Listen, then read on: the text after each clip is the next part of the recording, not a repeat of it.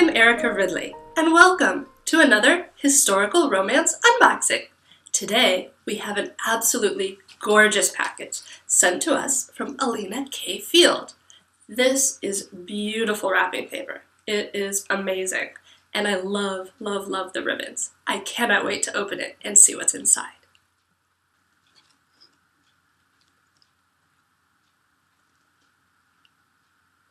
Let's read.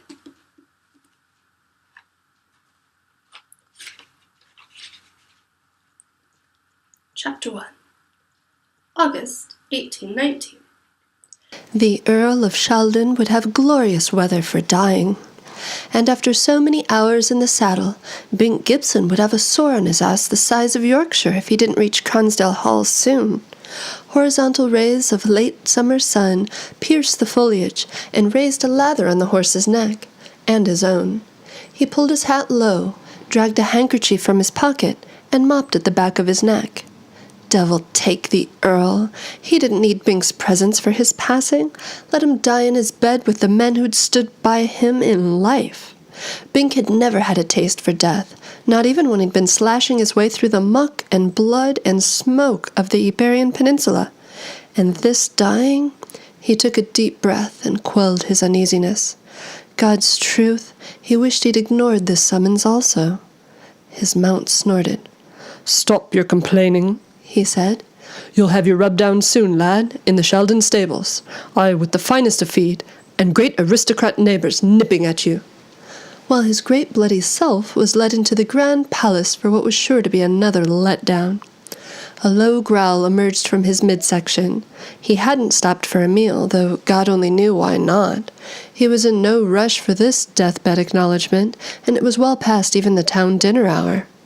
20-odd years ago, all hope of meeting Shaldon had been crushed by some frog crisis on the other side of the channel. The time since had been filled with plenty of men's pleas for their mothers and laments about disappointments. Last year had been Zebediah Gibson's, may he rot at his destination. Bink gritted his teeth and touched a heel to his mount. Best get this over with. Best ignore the ambivalence stuffing his empty belly. Best be done and get on with his plans for India. Paulette! The gelding's ears twitched, and Bink straightened. He'd heard it too. A feminine voice, raised in what sounded like anger. At the bend in the road, he spotted a faded black and yellow dog-cart obstructing the way like a downed bumblebee.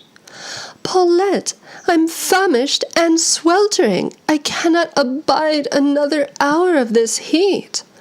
A woman sprawled in the driver's perch, directing her complaints forward. The two wheels of the cart appeared to be whole and movable, and a large cob stood peaceably in his traces. If his name was Paulette, someone had a strange sense of humor. A rustle in the brush drew Bink's hand to his pistol. "Sure, and it's summat about here." Another female voice, this one disembodied, floated up. "'Twas that last rut made it fly off." He eased out a breath. Nothing but women here, of course. Only the stupidest of highwaymen would lurk on the road to the spy lord's estate. "Leave it," the harpy called over her shoulder. "It's sure to be broken in pieces anyway, and I'll die from hunger or this heat if I must sit here much longer."